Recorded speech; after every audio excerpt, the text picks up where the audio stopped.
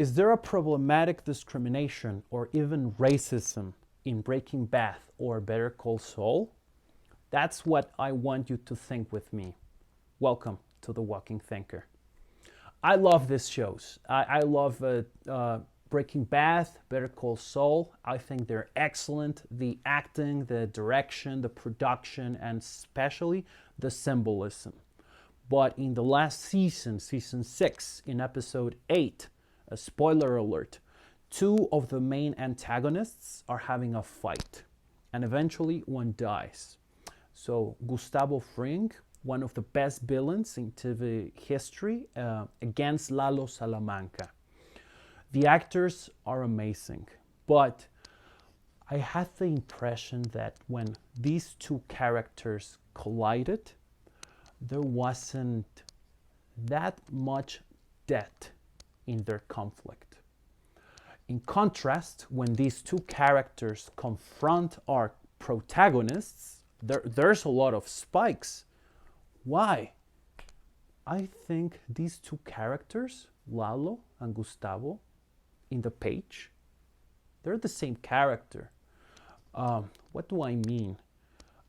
They're basically a drug dealer, Latin American boogeyman, and that's it. The characterization is great, and by characterization I mean the decisions the actor Tony Dalto and Giancarlo Esposito made to portray the behavior of the character.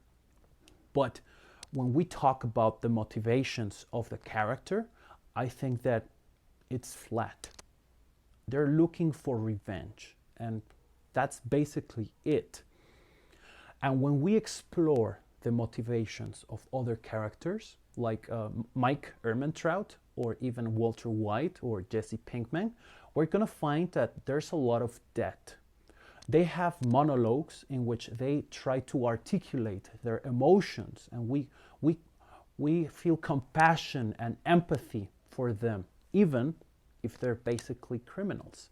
But we're trying to understand them, and I can imagine the writers of this show trying to make them more than just criminals. But when we get to the Latin American drug dealers that are portrayed in these two TV series, I find very flat characters, like James Bond villains. And I love James Bond, and I love James Bond villains, but I can understand how the earliest James Bond villains were used as Soviet boogie monsters in the Cold War era, and James Bond needed to defeat them. James Bond was also a flat character, but that was the game of those spy movies. With Breaking Bad and Better Call Saul, we get, I think, the same dynamic. We get drug dealers, most of them from Latin American countries, and they are portrayed as flat boogeymen like Jason Voorhees, Michael Myers, Freddy Krueger. Not much motivation there.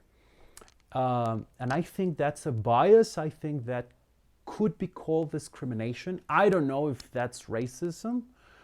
Let me know if you think this is the case, or if I'm crazy with this argument.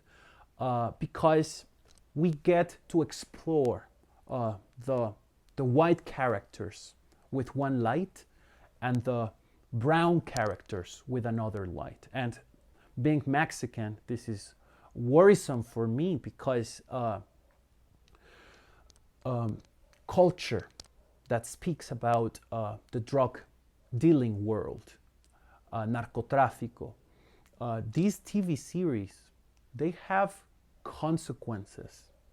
People in the US and in Latin America, in Mexico, we consume this culture, and sometimes we learn values from them. We learn how to behave, what to think. Of course, this is only entertainment, but for many of us, sometimes we get what to think about the world from this content. And if Latin American people are going to be portrayed as drug dealers and boogeymen with not much depth, I think this is troublesome, and we need to talk about it, and we need to think about it, and we need to talk and walk on it. So what do you think? Is there a discrimination in the Breaking Bad and Better Call Saul world? Am I exaggerating? The writers can do more than this cliche. I think they have proved that they can write with a sensibility that we can celebrate. The trouble here is that that sensibility is reserved for the white characters. I hope you got to enjoy this video. This is my first reflection. And if you did like it, please subscribe, comment, and share with me what do you think, or am I all wrong? Thank you for your time, and please welcome to The Walking Thinker.